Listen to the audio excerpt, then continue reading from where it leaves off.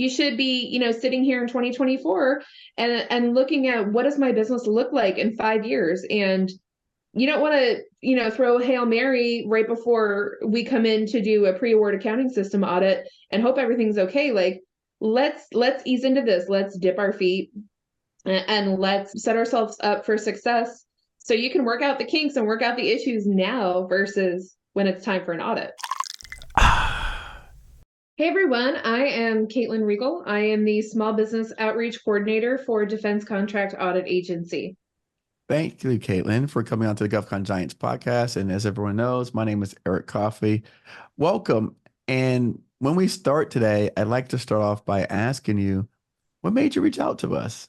So the whole initiative right now is to just build up that defense industrial base and give small businesses what they need. So the crazy little researcher that I am started stalking people on LinkedIn, and you were, you came up very frequently, and I thought, I researched your website, your company, your intentions, and I thought we really aligned together. So that's why I wanted to reach out to offer, training, education for small businesses, because I know that's very important to you as well. Absolutely. Absolutely. And we do appreciate that. I will say, because particularly when people hear the words DCAA, it's very intimidating for us. So I do appreciate you reaching out to come on to hopefully make people not as intimidated, let them know an actual person on the other side, right? Because when I think about that, it's like, okay, you're in trouble with your parents. I will say we get a bad rap and I hate it. So I came on board about 15 years ago, and starting off, and it's kind of like hush hush when DCAA walks in the room, and it's kind of like the IRS getting a bad rap, and oh my gosh, you're going to come audit us and you're out to get us, and the truth is that we're not out to get you, and it shouldn't be an us versus them. So how I like to put it is, we're both taxpayers. I wouldn't pay $500 for that golden hammer, right? I'm sure you wouldn't either, unless it had like a special ergonomic handle or something. But the truth is, we're just trying to get that fair and reasonable price for our nation's military and buying commands. So I feel like we should all be on the same playing field when it comes to that. Okay. No, I think that's a great question or a great statement to open up to my question, because we don't know really what you guys do besides audit us. So to your point of explaining, you want to get a fair and reasonable price, I don't even know what that means, right? Like, where's your role in that? How do you guys see your role playing into that? So it comes down to, like I said, the hammer example. I'll tell you, oftentimes we don't come in for an audit prior to a contract award if there's adequate price competition, right? Like something breaks in your house and you can kind of go out to those contractors and get 3 quotes and go with the one you feel most comfortable with. But when, especially for, like a fixed price sole source award, the government needs to kind of have those warm and fuzzies going under contract, right? Because, just as the government is under contract, these contractors are under contract as well. And you have to abide by the terms and conditions within those contracts. So going through performing any sort of cost and price analysis, seeing, is what you're proposing or the cost that you've incurred with your business, does it make sense? Is it within the terms of the contract? Is it within the terms of the federal acquisition regulation or DFARS, the defense supplement? So, we go over all of that and like almost with a fine tooth comb just to see if that is the best price that you're proposing or claiming. And I hope that by the time we finish today, that people have a better understanding of how to do that. Is that the goal? That is the goal. Yeah, we could talk about that. Okay, good. So let's start off with, who is DCA and what does DCA stand for? Yeah. And I've heard on a few different prior podcasts that you guys did with government contracting agencies. It is Defense Contract Audit Agency.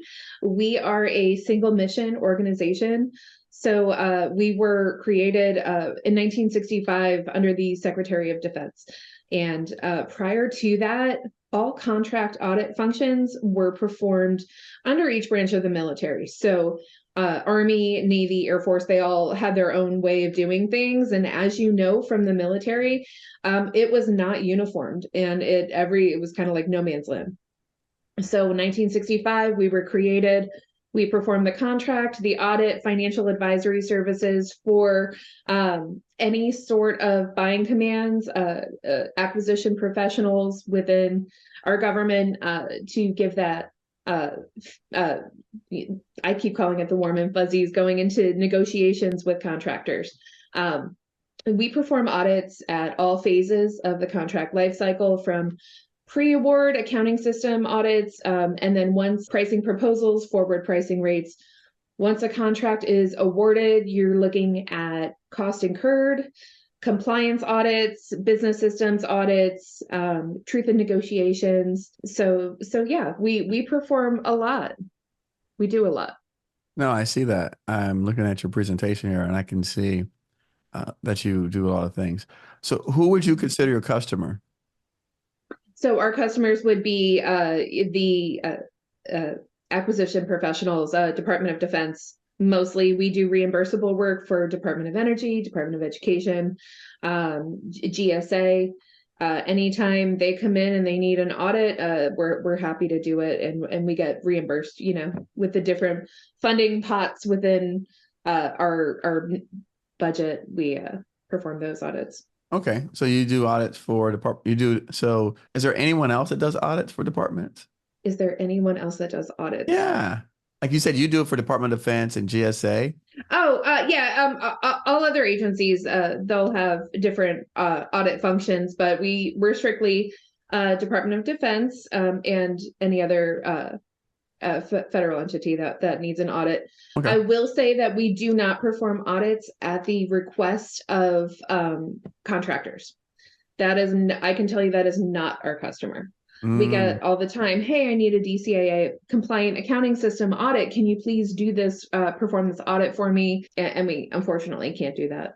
And that makes sense, because when it comes to, for example, the cyber regulations, there's people that come in and audit us to make sure Exactly. we're compliant for the cyber. So I can see how someone would be confused with that. So thank you for clarifying that. Mm-hmm. No, so what are some of the types of audits that you guys perform for the Department of Defense and some of the reimbursable agencies? So most often we get requests for pricing proposals or forward pricing rates. Let's say there's a RFP, a request for proposal, and a contractor bids on it. It's a 5-year period of performance. We would go in and audit the proposal for the base year and the whole period of performance for those costs.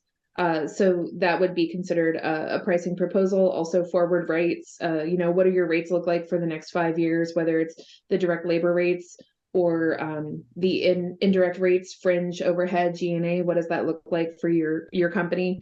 We do those typically for larger contractors. Pre-award accounting systems, we can do something as simple as a rate check. If we have experience with a contractor, a buying command will reach out. Let's say it's a lower dollar proposal and they kind of just want that sanity check of, hey, this is what the contractor proposed for fringe, overhead, and G&A. Do you have anything on file that I can validate with? And we're happy to do that as well.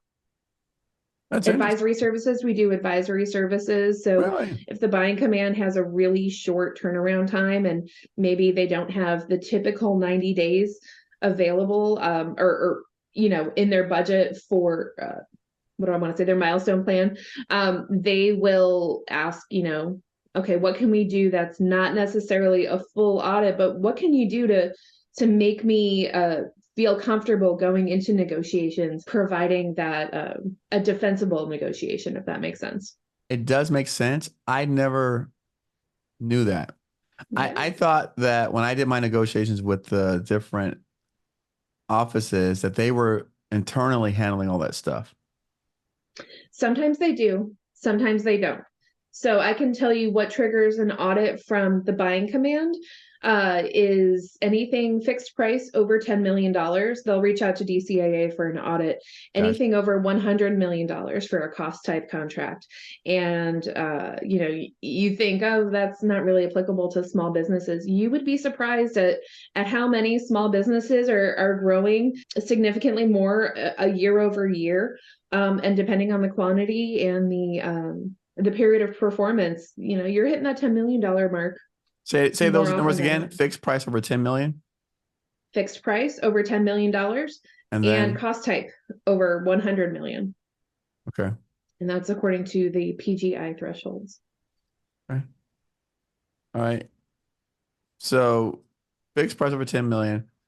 Okay. So that's when you guys are called in. So prior to that, people don't typically call you in. They still can call you in. Is it possible or no? Absolutely. Yeah. So there's certain, that's like there's black and white, and then there's shades of gray. And there's that shades of gray factor where, maybe it's a new contractor, maybe it's a new type of procurement. And again, that sanity check of, does this make sense? Is what the contractor proposing, is that making sense? Maybe you've had, it's below that $10 million, and G&A has tripled over the past few years, and you're like, well, what happened? DCA can come in and just review the indirect rates and see, why is there such a significant difference between what happened 5 years ago when you were under contract and now you're reproposing or putting that option year on, and something has drastically changed where that G&A rate skyrocketed. So when DCAA gets called in to do the audit, the contractor is now having to talk to DCAA directly, or are they talking to? Because I've never been under a DCAA audit. So are we talking to DCAA, or are we talking to Lucky you. Our yeah, cross my fingers, but or unlucky me, because maybe I do want to cost contract over 100 million so I can meet you. Yeah, right. Right. So I'll tell you.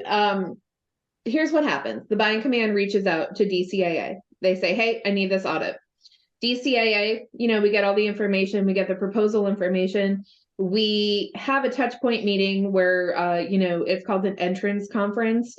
We'll start coordinating some information. So we will be in contact with the contractor, the people who requested this at the buying command. Sometimes buying commands, they have a contracting department and a pricing department. So you want to have all of those players at the table.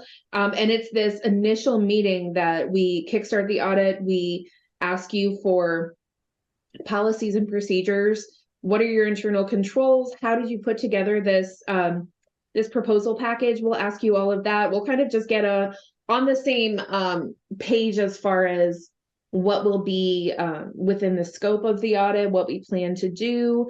And then from there, DCAA and the contractor are, I don't want to say working together, but having that interface together of DCAA performing transaction testing or field work, and the contractor supporting our request for information as we sort through the proposal or the incurred cost package and be able to opine on what we've done to the buying commander, to that contracting personnel.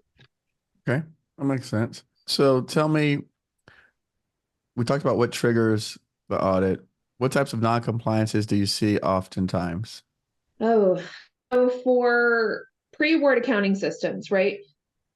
And I didn't touch on that before. So for pre-award accounting systems, you only see those if, let's say, you're performing currently on fixed price contracts and all of a sudden you put a bid in on a cost type contract, or, you're new to the game and you don't have any contracts, but you're putting a bid on a cost type contract. Any sort of cost type award or potential award would trigger a pre-award accounting system.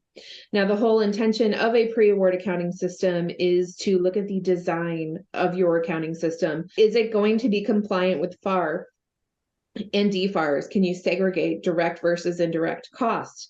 Can you accumulate costs under government cost type contracts? And that's our intention with that audit. So common non-compliances that we do see, not being able to segregate direct versus indirect cost, not having the appropriate indirect rates. The rates we talked about before, right? Fringe, overhead, and G&A, or general and administrative. Sometimes those can be a little difficult for small businesses.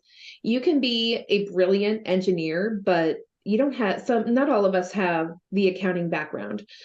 So those are some tricky areas for pricing proposals, for forward pricing rates. We often see a lack of doing cost and price analysis on major direct material or subcontractors. It's not on DCAA to prove it is fair and reasonable. And I think that's a common misconception. It's up to contractors. The due diligence is on the contractor to perform this work, show how they arrived at that conclusion that what they're proposing is fair and reasonable. DCAA comes in and checks that. And if we have nothing to check, we have nothing to audit, that results in we can't opine on anything. It results in a lack thereof audit opinion. Okay. I'm making notes, even though this is recorded. So now, okay, those are all right, so we're non-compliant. We can't prove that our work is fair and reasonable, right? What happens? So until contractors, small businesses get their stuff together and be able to support that, we're left at that impasse of, I can't provide an opinion. You're leading into delayed in negotiations, going into negotiations and getting under contract. If the buying command doesn't have anything to negotiate with. Okay, that's on a pre-award. That's on a pre-award, right? But what about post? That's on a forward pricing or the pricing price proposals. So for issues with a pre-award accounting system, we will, let's say we do have non-compliances. We issue our audit report saying, we found some non-compliances. Here's what they are. It's called a statement of conditions and recommendations. Mm-hmm. And, we give that to the contractor prior to issuing the audit report. And, they review it, comment on it. If it's non-major issues, they may still go under contract or award that contract, or we might recommend coming back in 6 months and seeing, has the contractor implemented changes? Have things been corrected or fixed? As far as post-award goes, you're looking at costs actually going through the accounting system. So that's the difference. With a pre-award, you're looking at the design of the system. Right. With a post-award, you're looking at the billing. How are costs going through the system? And can we adequately rely on contractor invoices? So it's another check of compliance, really. And that's after, it's called post-award because it's after the contract has been awarded and there's cost type contracts. The contractor has those cost type contracts. And I think that's what most of us are aware of, the ones that are post-award. Because I've never heard of actual so compliance audit. Right. Yeah, the compliance side. I've never heard of pre-award, but we do. Everyone knows they need to be DCAA compliant, even though they don't know what it means. They just, we know it to be DCAA compliant. Yeah. So I think that's another common misconception. What is DCAA compliance? And it's not. I mean, we don't make the rules, we're just enforcing them, right? We're just looking at what the rules are between the federal acquisition regulation. If you are a larger company and you have CAS covered contracts, what does CAS look like? And that's the cost accounting standards, being GAAP compliant and DFARS, whatever the supplements are. And just that you're doing what you say that you said you were going to do. So we're just coming in to check, man. I like that. That's a good. Don't kill the messenger. I like that. No, that's good. I like that one. That's a great way to explain. It's hey, you're not complying with us. We didn't make the contracts. We're just enforcing the rules. That's fair. That's fair. Yeah. In no audit report that I've ever seen does it say the contractor is not in compliance with DCAA Rule 150B. It's always contractor is not in compliance with FAR 52, 230, whatever. So that's the very true. Difference. That is very true. FAR 31, 201-2-4. I'm looking at I have my cheat sheet up. Your power You're presentation. looking. I'm not that smart. I just have my cheat sheet up. Dang. I was You're like, like, this guy's he is well good. versed. Yeah, right? Yeah. No, no, no, no, no. That's why I wanted to say that right up front. Okay. No, Mhm. that's a great distinction to help convey to the audience and the folks listening. DCAA does not set the rules, Mhm. right? They're just enforcing the rule. Not even enforcing, you're coming in to check to see if you're compliant with the rules as they Just stand, it's right? just a check, and Yes. I think it's important that to know that we report separately than the Department of Navy, the Department of Army, and the Air Force. We report separately so we can provide that independent audit opinion, right? Our own autonomy. Just think of all the other branches of the military creating those own rules and then enforcing them. Does that make sense? Hmm. That's why we report separately and do what we do to provide that independent opinion. Interesting. Okay. You said the PGI thresholds. Can you explain what that is to people? That's just another reference. I knew you were going to ask that. I should have. I always forget the PGI. So it's PGI 215-2042, just similar to FAR, and that's under the acquisition.gov. It's about field pricing assistance and support. Okay. No, no. Again, I want people to be aware of all these things. I want to make sure we don't skim over stuff too quickly. So now, this is great, by the way. Thank you for that because I totally.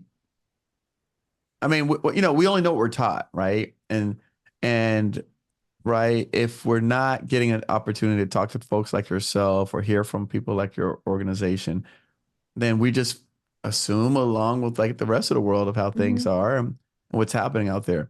So what, We don't know what we don't know. yeah, exactly. And So that's what why it's triggered, important to get that information. I'm sorry, go ahead. no, no, no, no, it's okay. Yeah. So what I was gonna say, what triggered those current initiatives with small businesses? The NDAA, I think so. My current position and DCAA Small Business Initiative kicked off in about 2013, I think. And again, it's just what the government needs. Every agency has an Office of Small Business Program now. I know we're all working together between Department of Navy, Apex Accelerators, all of them. Again, just funded by the DoD to help provide support and strengthen our defense industrial base. Okay. And how are you growing your program? Oh, so I came on board, it'll be a year in June, in this position. And at that point we were giving presentations, we were doing a lot of work with Apex Accelerators. This year we created a national Apex Accelerators and DCAA webinar series once a month. So that's new and exciting. Providing presentations at big national conferences. We've kind of that's fallen to the wayside since COVID. So we're bringing Right. that back a lot. New material. So we've created it's called From a DCAA Perspective series, looking into breaking into GovCon, it's called. So a lot of small businesses, right? You're just starting out. You have no idea what is a fixed price contract, what is a cost type contract, and what are the requirements for each. That was created in response to the DPC study in 2019. They did a study to find out why small businesses aren't, bidding on government contracts. What's going on? And they found out that it's the barriers to entry include compliant accounting systems, the FAR cost principles. So just educating small businesses on what that looks like for them. And, there's so many missed opportunities out there, I think. You could have the answer to what our nation's military needs to succeed, but government compliance is stopping you from doing that, right? Because it's scary. And especially if you're not familiar or you haven't worked in this realm before, it is scary. So I Absolutely. think getting out there and providing the education is key. No, I concur. As someone who's been teaching online now, I I found that people immediately fear the federal government. Like Mhm. immediately. They're just like, nah. I'm just talking about very successful business owners who've been doing their business for many, many years. When we say the federal government, they're like, no, it's not. It's not worth the headache. We need a specialist on our team. We don't have those kind of people. We don't know those people. I mean, I'll be honest with you. Prior to doing this, I had only been to Washington, D.C. once in my life, right? Like on a school tour, right? To go visit, the monuments, Yeah. right? So Same. right. So then In when you high school, hear, yeah. yeah. So when you hear about like DC, that's kind of what people like the majority of the rest of us think like, hey, this is a place for foreign, like we're foreigners to that place, right? It's a foreign land to us and right, we think about what we see and then people tell us about you sign all these documents that you agree to this and you agree to that and they're 500 pages, right? And then I mean it can be very intimidating. So I agree 100%. So But how electrifying is DC when you're walking around there now, right? As an adult, and it's I don't know if I want to use the term magical, but just walking around knowing the discussions that are being had, the decisions that are being made, and being a part of it. I think it's something that I feel fortunate enough to be a part of. I'm outside of Philadelphia, but our headquarters is down in Fort Belvoir, so we're down there quite often. No, I agree with you. It's No, as an an amazing adult, it's city. a Yeah, different experience, right? As an it's adult, a whole different it's vibe. a whole Yeah. nother vibe. And no, in fact, I got to take my family, my mom and dad, because they've never been. And so I told them I got to take them to DC so they could see it. But no, that's very true. That's a good distinction. But in your mind, the psychology says this is an intimidating place and space, and so for us. So tell me, what can small businesses do to set themselves up for success? Oh, so let's talk about, from what DCAA is looking at. Every audit starts off with us asking for policies and procedures. You would be surprised at how many small businesses don't have that, don't document that. And the key documentation is key for what we do. How can we verify what you say you do if it's not documented? That really is a starting point for us to every audit starts, I told you that meeting, that entrance conference and the walkthrough, that's the starting point or the kickoff for an audit. Once we do that, we perform what's called a risk assessment. So we're asking for policies and procedures. We're gaining that understanding of internal controls. How does your accounting system operate? How do you handle your costs? And what does that look like when you're putting your packages together, whether it's a proposal package or the incurred cost submission? So documentation, accounting system, and timekeeping policies and procedures, that's really important. Understanding contract briefs, right? So understanding the contracts that you're going under, briefing those contracts. It's amazing taking 100 pages of a formal contract, briefing that with what's called a contract brief, putting all of the information, condensing it down to maybe 5 to 10 important pages of these are the clauses that are included in the contract. This is what I need to be doing, and staying up on what is required of you, and the federal acquisition regulation and DFARS, just understanding it.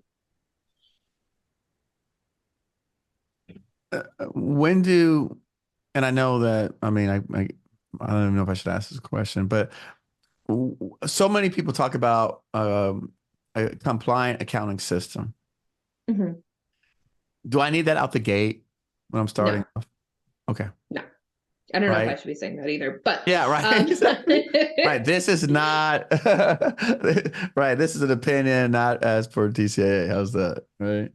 So there are certain triggers or areas of focus where that stuff comes into play. Right. If you are just solely working on fixed price contracts, you don't necessarily need an adequate accounting system unless you have a fixed price with progress payments. Those do require an accounting system. There is a caveat there. Oh, really?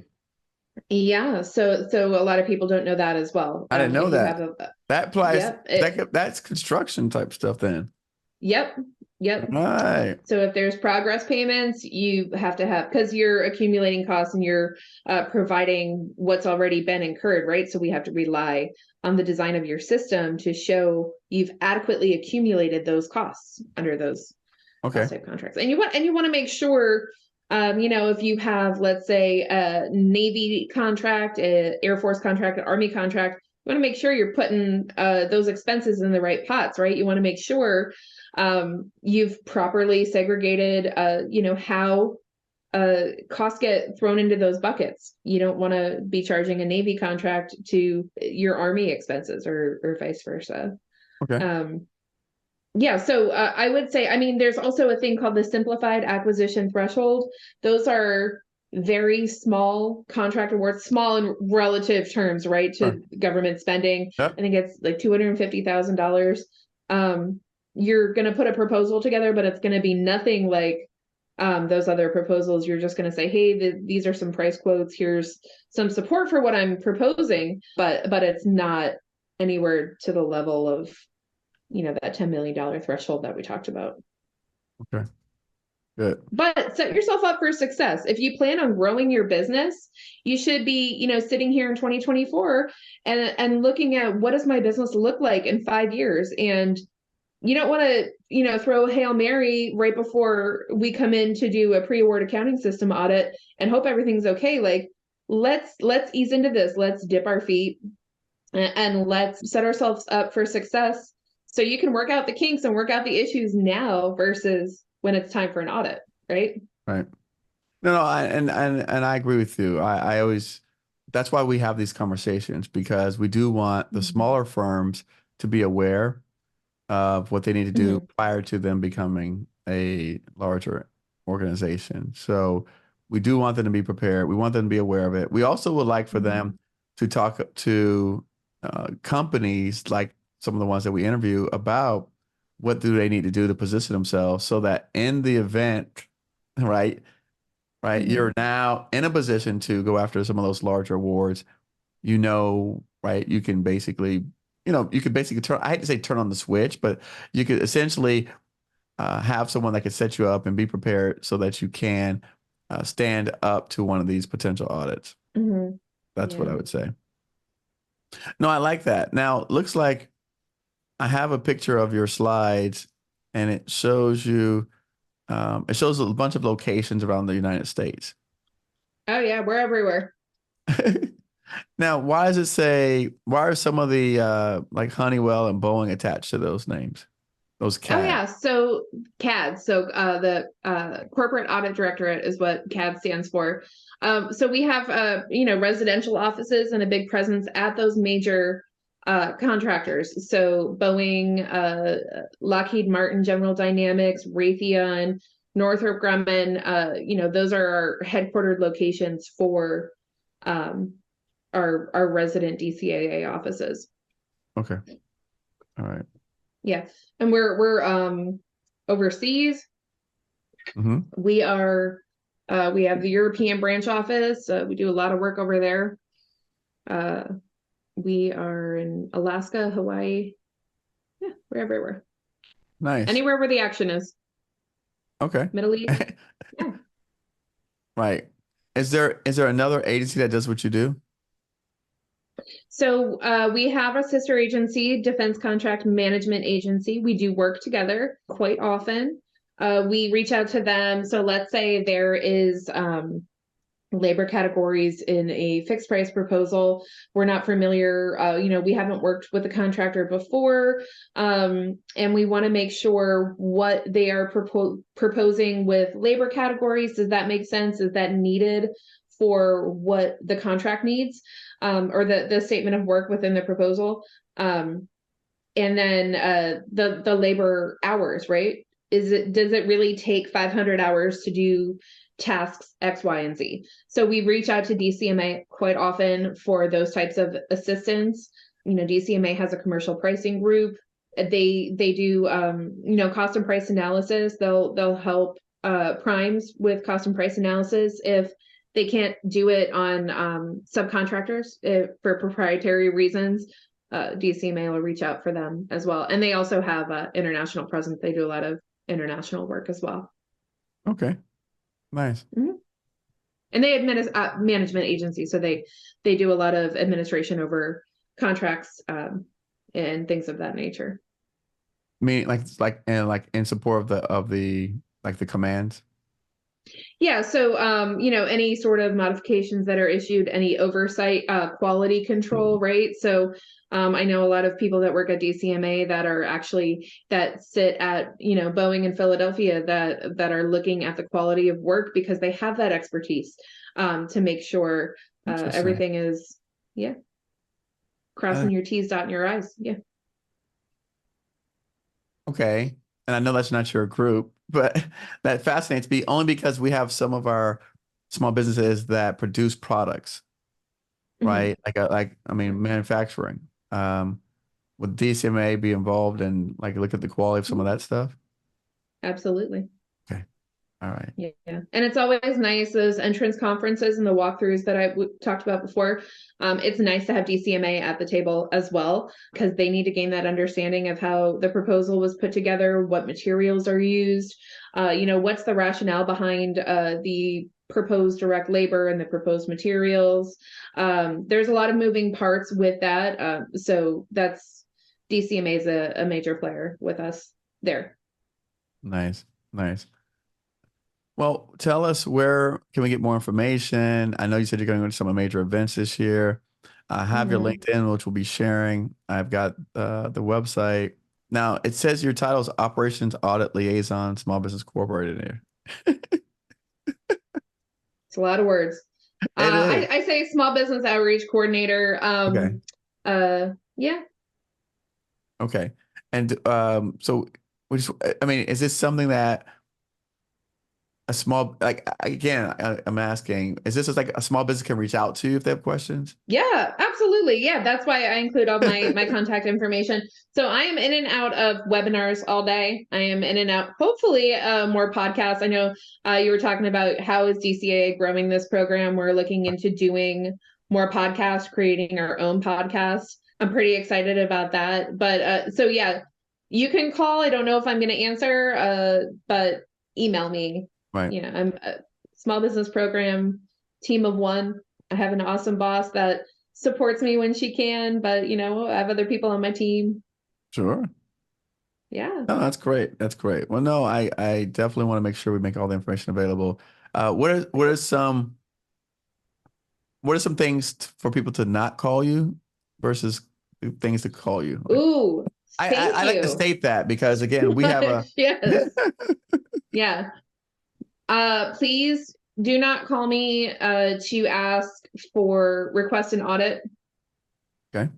First of all, I'm not even the right person to be asking. Unless you're with a buying command, then I will put you in touch with the right liaison. But if you are a small business, don't reach out to me and ask for an audit. I cannot provide that to you. Do not ask me for a recommendation for an accounting system. I can't give you that. As much as I would love to, I can't tell you what to use. I can't tell you what to do because then DCAA would be auditing our own work. And that's where we lose our independence. So I can't tell you what to do, but I could say, hey, this is what FAR says. And this is, what is considered adequate or compliant. Or this is a example of an overhead pool and base, right? Let's talk about that cause beneficial relationship. If you're a little fuzzy on what's an overhead versus what's G&A, let's talk. Yeah. So reach out if you have specific questions, but don't ask me for recommendations for consultants. I'll lose my job. So it's just stuff like that. I can't really tell you. And I appreciate that. That's why I didn't ask the question because I know better. However, but you can see the need. There's such a need. You can see that, right? You understand? Like you can see, like we're trying. To your point, we just want to do the work. So if someone's not you, if someone just says, "Hey, look, this program work," like then we know we're not going to get in trouble. We feel like it's like credit. Like we can't tell you how to fix your credit or do your credit, but just But if you don't do this, then you're penalized. But it's like, do I pay off all my debt? Okay, well, does that make my credit go up? Does it make it down? Well, we can't tell you that, right? So, like, I don't Until it know. So, happens. yeah, until it happens, and then if it does whatever Yeah. negative thing, we'll find out. So you can see the need. You understand when people would want that. Yeah, and I can tell you, like working with Apex Accelerators over the past year, right? That's a free program funded by the Department of Defense, and they really support small businesses. I've seen them work diligently with small businesses to help understand an RFP, put together a proposal. So that's always my first. If you don't know where to start, first of all, make sure you have a cage code, make sure you're set up in SAM. And if you don't even know how to do that, reach out to Apex Accelerators. They help with that as well. So that's my 2 cents, just because I've really developed a relationship with them over the past year, and I see what they do. No, that's great. No, and we appreciate you for coming on and sharing. And we hope that we can cover some other topics as well. Because, like you said, we would love to also develop out a series with you guys to talk to our audience, just because unfortunately, Apex are independent, and so they're not all the Mm-hmm. same. And so while you've had experience Yes, with some good yes. ones, my audience has had some experience with some not so great ones as well, See, and that's which where is you come part into play, right? right, exactly. So that's why I exist. Pick it up where things have been put Well, I down. mean, we just put the information available publicly, right? So you don't have to come into an Mhm. office to get it. You could be essentially wherever you're at in the world and have access to this information. And so that's our mission, is to educate people where they're at, not require them Mhm. to come into offices, sign in forms, and get credit and track them. And so a lot of people, Mhm. still need that information. So we want to make it available to them, publicly accessible for free. Yes, and I love that. So, and I want to add to that is that we can read FAR, we can read DFARS, we can read all of the regulations, but if I am that type of person, and the way I learn is by talking things out, right? So having podcasts like this and those in-person presentations, I think is a game changer. So I really appreciate what your company does with putting that information out there, making like a one-stop shop with your All website right. and the resources, but also talking about it and making Yeah. sure we address it. No, that's perfect. No, I appreciate it so much. Well, listen, thank you for coming on today. This has been great. I've learned a lot. I've taken 2 pages of notes, so I hope everyone else is listening is taking some notes as well. So thank you so much for coming on today, Thank Katelyn. you. Thank you for Always a pleasure. reaching out to us. Okay, I'll see you.